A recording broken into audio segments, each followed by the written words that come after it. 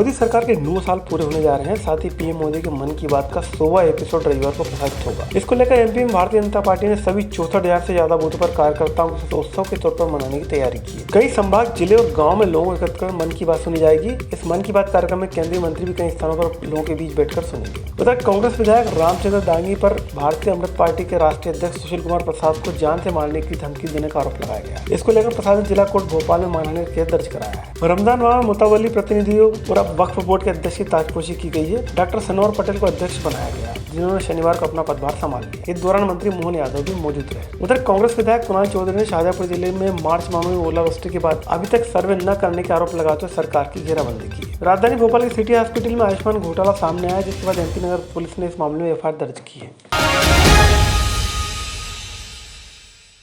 रमजान माह में मुतवली प्रतिनिधि का चुनाव, आनन फानन में अध्यक्ष की नियुक्ति और छुट्टी के दिन शनिवार को पदभार ग्रहण की औपचारिकताएं मध्य प्रदेश वक्फ बोर्ड की नई कार्यकारिणी इस जल्दबाजी के साथ वजूद में आ गई। मंत्री मोहन यादव की गुंडों को ठिकाने लगाने की ताकीद के साथ इस कार्यक्रम की शुरुआत हुई। नए अध्यक्ष डॉक्टर सनोवर पटेल के इस बयान के साथ आयोजन शुरू हुआ, जिसमें उन्होंने कहा कि मध्य प्रदेश वक्फ बोर्ड पंडित दीनदयाल उपाध्याय की मंशा को पूरा करने के लिए पूरा जोर लगाया। बोर्ड की नई कार्यकारिणी ने शनिवार को विधिवत रूप से कार्यभार ग्रहण कर लिया। हालांकि इसकी औपचारिकताएं पूर्व में अध्यक्ष की घोषणा के तत्काल बाद प्रशासक ने पदभार ग्रहण करते पूरी कर ली थी। दौरान कार्यकर्ताओं ने बड़े जोश के साथ भारत माता की जय के नारे लगाए कि वक्फ बोर्ड का गठन अरसे बाद हुआ है।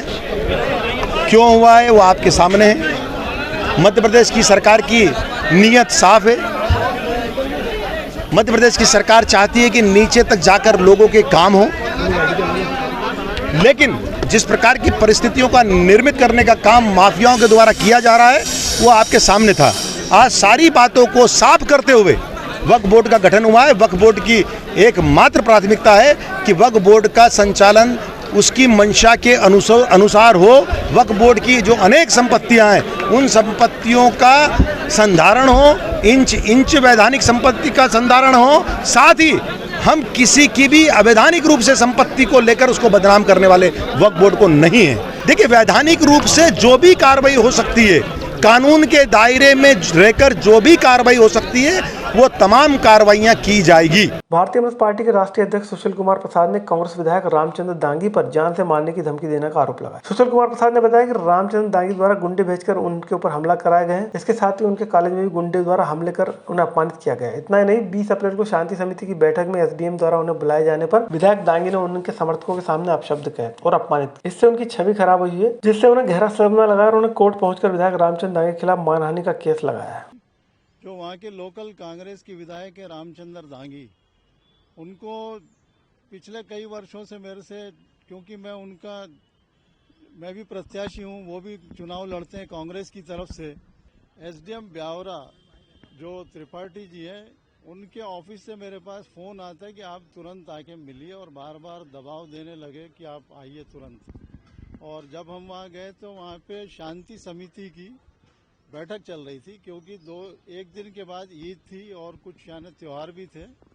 तो शांति समिति की बैठक में उन्होंने अचानक मेरे साथ, जो रामचंद्र दांगी विधायक है, उन्होंने बड़ी बदतमीजी पूर्ण मेरे से बात की, अपशब्द बोले, गाली गलौज किया मेरे साथ, और पूरे शासन प्रशासन के सामने, जबकि वहाँ एसडीएम और लोकल पुलिस दोनों थाने की बैठी है, सीएमओ, नगर पालिका, तहसीलदार और अन्य पार्टियों के लोग बैठे थे।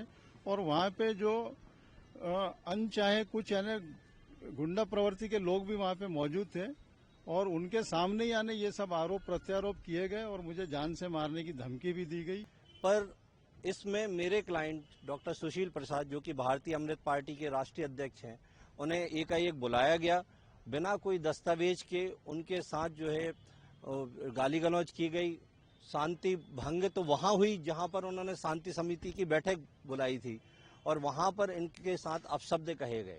इसके दूसरे ही दिन इनकी संस्था, जो कि जिनका मैं लीगल एडवाइजर भी हूँ, क्राइस्ट कॉलेज, जो कि एजुकेशन प्रोवाइड करती है, 2007 से इस क्षेत्र में अपना विशेष योगदान दे रही है शिक्षा के क्षेत्र में, वहाँ पर दारू की बोतल फेंकी गई, अशांति कायम करने का इन्होंने काम किया है। तो इस संबंध में, चूँकि राजधानी में एक ही न्यायालय होता है जहां पर एमपी एमएलए के प्रकरण दर्ज होते हैं, जो कि भोपाल न्यायालय है, आज यहां पर प्रकरण दर्ज किया गया है, और मैं अपने क्लाइंट को इस केस को रजिस्टर्ड भी करा रहा हूं और इन्हें मैं न्याय भी दिलाऊंगा।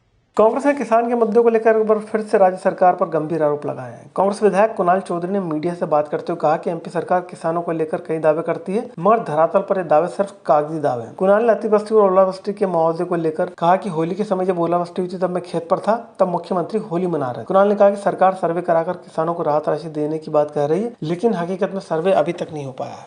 जो फसलें खराब हो चुकी थी, जिन फसलों के ऊपर बैठ के मैंने मुख्यमंत्री को याद दिलाया था कि मुख्यमंत्री जी होली बनाना बंद करके किसानों की जो होली बिगड़ गई है इसको सुधारने का काम करो। मैं चुनौती देता हूं, जिस खेत में मैं बैठा था आज तक उसमें कोई सर्वे नहीं। पूरे मध्य प्रदेश के अंदर झूठ और फरेब की राजनीति करने का काम जो मुख्यमंत्री करने का काम करते हैं, जो बातें करने का काम करते हैं, आज तक ना तो कोई सर्वे हुआ, ना किसी के खाते में राहत राशि पहुंचने। रविवार को प्रसारित होने वाली मन की बात कार्यक्रम में केंद्रीय मंत्री नरेंद्र सिंह तोमर, उज्जैन ग्रामीण क्षेत्रीय संगठन मंत्री अजय जामवाल ग्वालियर, पार्टी के राष्ट्रीय महामंत्री कैलाश विजयवर्गीय इंदौर, प्रदेश अध्यक्ष और सांसद विष्णुदत्त शर्मा उज्जैन नगर के रोड़ई वार्ड में कार्यकर्ताओं के साथ मौजूद रहेंगे। इसके अलावा प्रदेश संगठन मंत्री हितानंद जबलपुर, केंद्रीय मंत्री ज्योतिराज सिंधिया दिल्ली के कालका, केंद्रीय मंत्री फग्गन सिंह कुलस्ते मंडला के बिछिया से मन की बात सुनेंगे। इस दौरान केंद्रीय मंत्री वीरेंद्र कुमार खट्टिक छतरपुर, प्रदेश महामंत्री भगवान दास सापनानी भोपाल के हुजूर विधानसभा के बूथ क्रमांक 51 पर मन की बात सुनेंगे। इस कार्यक्रम में भोपाल के गोविंदपुरा विधानसभा से 5000 से अधिक महिलाएं एक साथ मन की बात कार्यक्रम में सहभागिता करेंगी। बता दें, मन की बात कार्यक्रम का यह 100वां एपिसोड है, जिसे यादगार बनाने के लिए भाजपा कार्यक्रम करने जा रही है। जैसे मैंने बताया कि प्रत्येक विधानसभा में कार्यक्रम है, तो हमारे भोपाल में भी देखें तो हमारी 6 विधानसभा हैं, 6 विधानसभाओं में 100 कार्यक्रम होने वाले हैं और उसमें हर एक जगह हर कोई ना कोई यूनिक और विशेष कार्यक्रम है। ये तो एक ही समय रहता है, नहीं, ये तो कार्यक्रम मन की बात का ही कार्यक्रम है बस। भोपाल की एमपी नगर पुलिस ने सिटी अस्पताल के संचालक पर धोखाधड़ी समेत अन्य धाराओं में केस दर्ज। जांच में सामने आया कि अस्पताल संचालक ने 5 मरीजों को आयुष्मान योजना के तहत बिल लगाकर 2,40,000 रुपए की ठगी। पुलिस ने राज्य स्वास्थ्य एजेंसी आयुष्मान निरामय की कार्यपालक अधिकारी दिव्या पटेल की शिकायत पर केस रजिस्टर कर प्रकरण की जाँच शुरू कर दी है। पुलिस ने बताया कि 25 जनवरी को राज्य स्वास्थ्य एजेंसी से अनुबंधित Vidal TPA third party administrator दल आयुष्मान योजना के अंतर्गत मिलने वाले लाभ की जाँच करने के लिए पहुंचा था। जाँच में खुलासा हुआ कि अस्पताल में केवल 18 मरीज भर्ती है जिन्हें आयुष्मान योजना का लाभ दिया जाना था, लेकिन दस्तावेज के जरिए 5 मरीजों का बिल लगाकर 2,40,000 रुपए के मध्य प्रदेश शासन के अकाउंट से निकाल लिए गए। घटना की शिकायत कार्यपालक अधिकारी आयुष्मान निरामय दिव्या पटेल ने की और क्राइम ब्रांच ने इसकी जांच की। इसके बाद ये प्रकरण दर्ज किया गया। सिटी हॉस्पिटल में आयुष्मान से संबद्ध है और वहाँ पर आयुष्मान से संबंधित व्यक्तियों का उपचार हो रहा था, ऐसा रिपोर्ट हुआ था। इसमें आयुष्मान की जो संस्था है जो चेक करती है कि कौन कहाँ क्या भर्ती है, तो उस संस्था द्वारा जब चेक किया तो ऐसे 5 लोग वहाँ पर अनुपस्थित थे जिनका इलाज रद्द दिखाया जा रहा था। प्रथम दृष्टया उनसे इसके संबंध में जानकारी चाहिए जो कि संतुष्टिजनक नहीं मिली, तो इस पर जांच उपरांत कायमी की गई है। इसमें शिकायत नहीं थी, इसमें एक्चुअली जो भी मेडिक्लेम आयुष्मान के थ्रू मिलता है उसमें उपचाररत व्यक्तियों का बिल लगता है और फिर उसके हॉस्पिटल को उसका पेमेंट मिलता है जो शासकीय दर है उससे।